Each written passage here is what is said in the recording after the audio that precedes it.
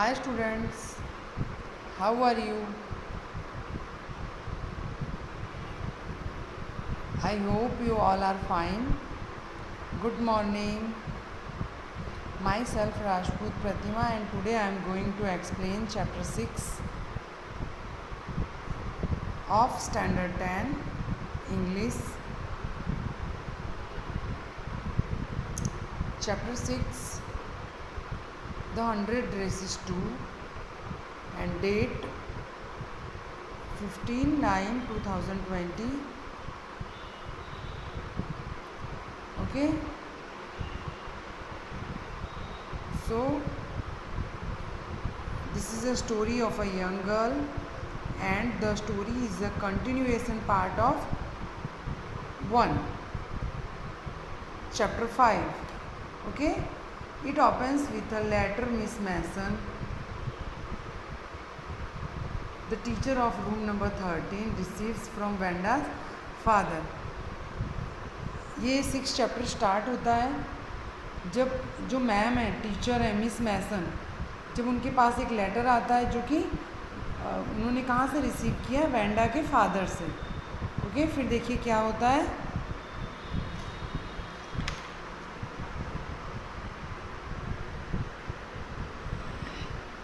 While the class was circling the room, the monitor from the principal's office brought Miss Mason a note. Miss Mason read it several times and studied it thoughtfully for a while. Then she clapped her hands. वो letter उन्होंने carefully पढ़ा, then clap करने लगी. When Miss Mason read out the letter, Maddie, Peggy realized that it is their teasing which has driven Vanda and her family away. Maddie और Peggy क्या realise कर रही थी कि जो वो टीज़ करती थी वैंडा को, इस वजह से वो और उसकी फैमिली चली गई है. Okay, Maddie has already decided that she would never just stand by and let people be bullied. After the contest, every student of room number 13 had started respecting Vanda and liking her for herself. जब से contest हुआ है तब से room number 13 के हर student Wanda को like करने लगे हैं और उसकी रिस्पेक्ट भी करने लगे हैं. Okay, when the shuffling in feet and stopped and the room was still and quiet, Miss Mason said, I have a letter from Wanda's father that I want to read to you. मेरे पास एक letter है जो कि किसने दिया है मुझे, वैंडा के फादर ने, और मैं वो लेटर आप लोगों के सामने रीड करना चाहती हूँ. Okay, Miss Mason stood there a moment and the silence in the room grew tense and expectant. The teacher adjusted her glasses slowly and deliberately. Her manner indicated that what was coming this letter was from Vanda's father was a matter of great importance. Everybody listened closely as Miss Mason read the brief note. हर एक student को था कि Wanda के father ने letter दिया है, so it is too important for them. और एकदम पिन ड्रॉप साइलेंट हो गया क्लास में. फिर मैम ने लेटर पढ़ना स्टार्ट किया.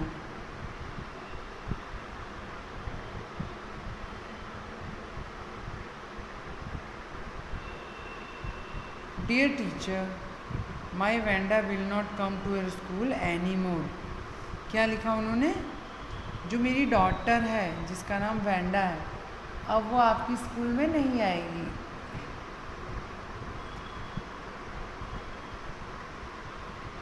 Jack also, now we move away to a big city. हम एक बड़ी सिटी में जा रहे हैं. नो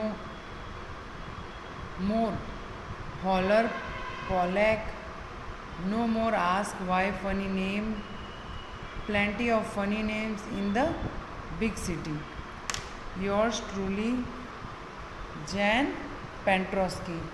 ओके, क्या बोले, अब no now we move a big city, हम एक बहुत बड़े शहर में जा रहे हैं. No more holler Polack and no more ask why funny name, plenty of funny names in the big city. क्यों? क्योंकि बिग सिटीज़ में तो बहुत सारे फ़नी नेम्स होते हैं, सबके नेम्स ऐसे ही होते हैं, अब कोई पूछने वाला नहीं है. A deep silent met the reading of this letter. ये लेटर जब पढ़ा मैम ने, मिस मैसन ने, तो क्लास में एक बिग साइलेंट, सब चुप हो गए, एकदम साइलेंट छा गया क्लास में.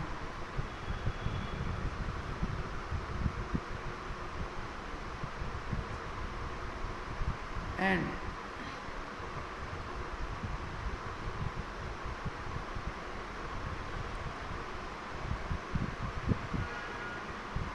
Miss Mason took off her glasses, blew on them, and wiped them on her soft white handkerchief. Then she put them on again and looked at the class. When she spoke, her voice was very low. Then उन्होंने बोलना start किया class में, और उनकी voice बहुत ही लो थी, बहुत ही down थी. I am sure that none of the boys and girls in the room number 13 would purposely and deliberately hurt anyone's feelings because his or her name happened to be a long, unfamiliar one. मुझे पूरा विश्वास है मेरी class में कोई ऐसा नहीं जो किसी को हर्ट करे, भले ही उसका नाम एक अनफेमिलियर नेम था. And I prefer to think that what was said in thoughtlessness. I know that all of you feel the way I do, that this is a very unfortunate thing to have happened, unfortunate and sad both, and I want you all to think about it. Ma'am क्या बोल रहे हैं? मुझे पूरा विश्वास है आप लोगों पे, आप लोगों ने कुछ भी ऐसा नहीं किया होगा जिससे किसी को हर्ट पहुँचे, बट जो कुछ भी हुआ है वो बिल्कुल भी अच्छा नहीं है.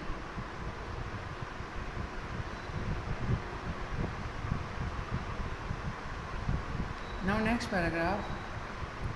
The first period was a study period. Maddie tried to prepare her lessons, but she could not put her mind on her work. Maddie पढ़ना चाहती थी, अपनी पढ़ाई पे कंसंट्रेट करना चाहती थी, अपने लेसन पे कंसंट्रेट करना चाहती थी, बट वो ऐसा नहीं कर सकी.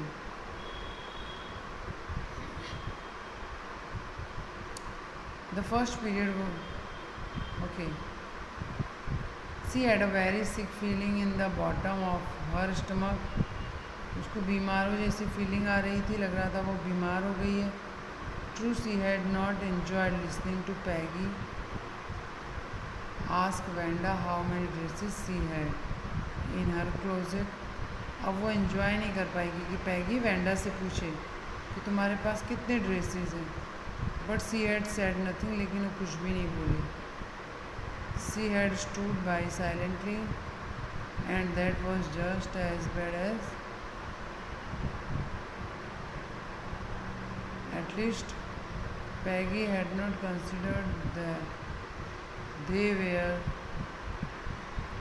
doing wrong, and she could not. She could put herself in Vanda's shoes.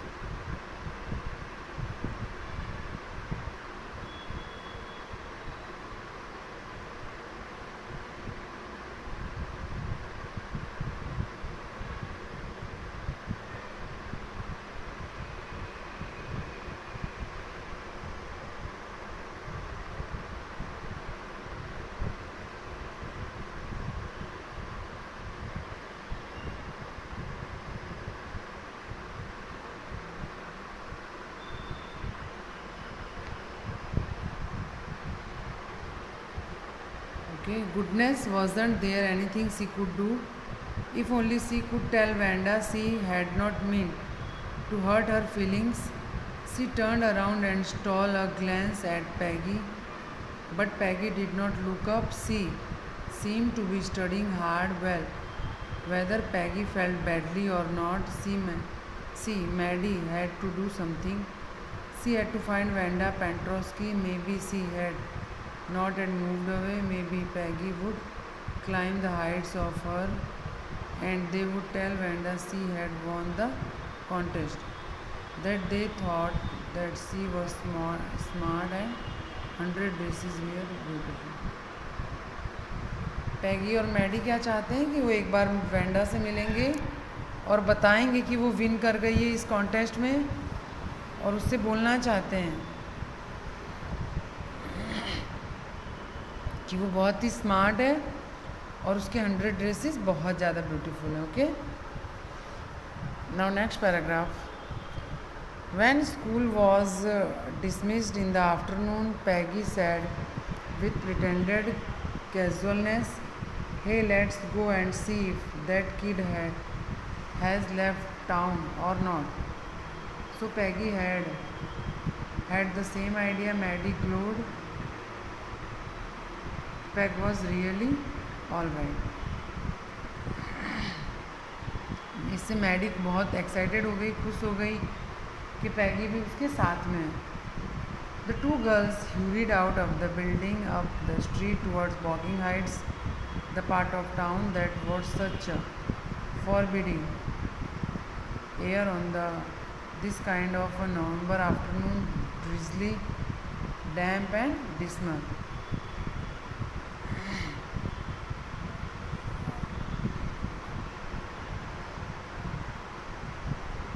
वो रियली जगह थी होपलेसनेस लोगों के लिए.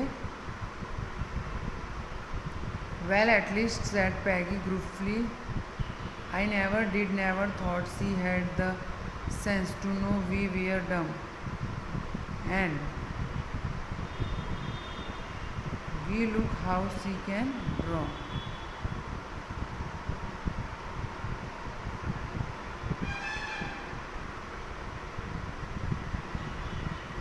Maddie could say nothing.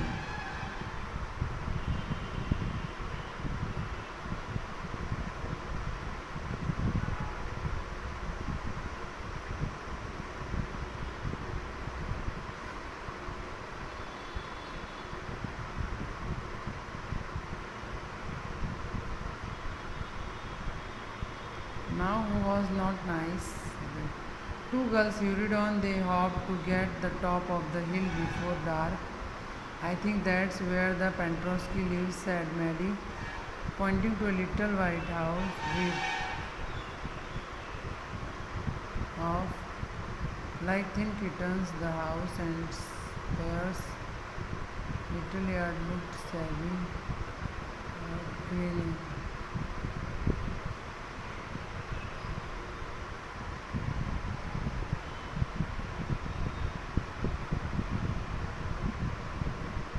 Clean, it reminded Maddie of Vanda's one dress, her faded blue cotton dress, shabby but clean. अब Wanda को उसके एक ड्रेस की याद आई जो कि ब्लू कलर का फैडेड था बट क्लीन था. There was not a sign of life about the house. Peggy knocked firmly on the door, but there was no answer. She made Maddie went around to the backyard and knocked there. Still there was no answer. फिर जब वहाँ पहुँचे ये दोनों girls Wanda के घर पर, तो डोर नॉक किया बट कोई रिस्पॉन्स नहीं आया.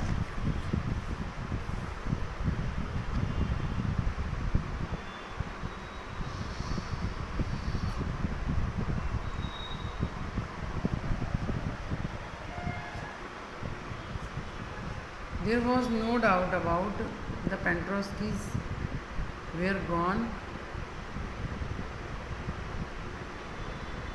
How could they ever make amends? अब वो जा चुके थे, अब कैसे यहाँ पर रहते. And they turned slowly and made their way back down the hill. और दोनों वहाँ से वापस हो गए और अपना रास्ता डाउन द हिल के नीचे से स्टार्ट कर दिया. ओके, अब देखिए स्टोरी शॉर्ट में जो अभी तक हमने पढ़ी.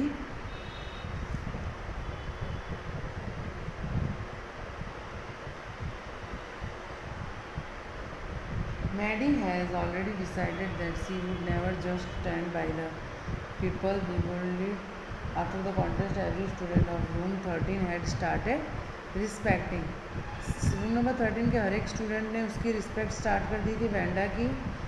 And this is specially true of Maddie and Peggy, और ऐसी फीलिंग मैडी और पैगी के अंदर भी थी. And after hearing the letter the two girls specially Maddie feel very guilty. Letter सुनने के बाद में उससे मैडी को काफ़ी गिल्ट फील हो रहा था. So much so that they go up to Boggins, इसलिए वो बॉगिंग्स हाइट्स गए. See if they can meet Wanda and stop her from going away. जो वेंडा से मिलेंगे तो उसे जाने नहीं देंगे, ऐसा उन दोनों ने सोचा. And however they are too late, लेकिन वो लोग लेट हो चुके थे. So they decide to write a letter to her, इसलिए उन्होंने लेटर लिखने का डिसाइड किया. Their idea is to write a letter expressing how sorry they were for this misbehaviour. वो सोच रही थी कि अपने मिसबिहेवियर के लिए वेंडा से कैसे सॉरी बोलें.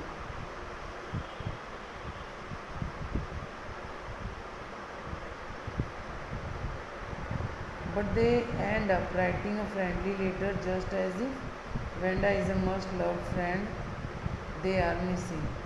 And they send the letter to Boggins's hide with please forward written on it. Then starts their wait for the answer. But time passes and there is no answer. Their only consolation is that since their letter didn't come back, Wanda must have received it. उनके letter का कोई, दोनों girls ने letter लिखे but later का कोई भी answer नहीं आया. बट लेटर वापस भी नहीं आया, तो इससे गर्ल्स को सेटिस्फैक्शन था कि वेंडा ने लेटर रीड कर लिया होगा, है ना.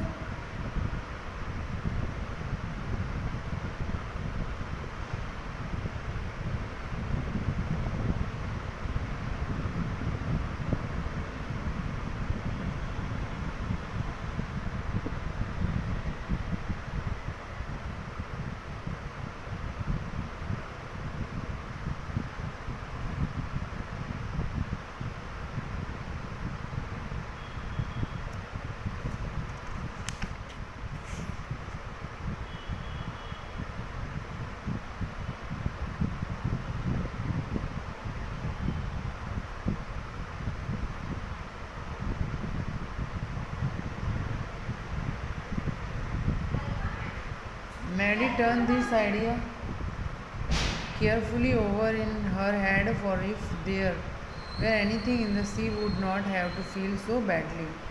But that night she could not get to sleep. She thought about Vanda and her fish blue dress, little house had lived in, and she thought of the glowing picture those 100 dresses made and lined up in classroom. At last Maddie sat up in bed and pressed her forehead tight in her hands. Really thought this was the hardest thinking she had never done. After long, she was going to say nothing. उस night Maddie को काफ़ी bad feel हो रहा था. उसे नींद भी नहीं आ रही थी. उसे बार बार उसके विचारों में, उसके ख्यालों में, इनर थिंकिंग वेंडा ही आ रही थी. Okay, learn write comprehension check in your homework book. Now next paragraph. On Saturday Maddie spend the afternoon with Peggy. Maddie ने पैगी के साथ आफ्टरनून बिताई on Saturday. They we are writing a letter to Wanda Petronski. फिर उन्होंने साथ में मिलकर Wanda पेंट्रोस्की को लेटर लिखा. इनकी लेटर में क्या लिखा है? Okay,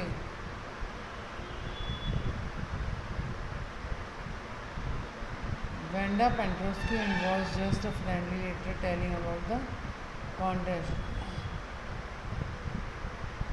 Telling Vanda she had leaving.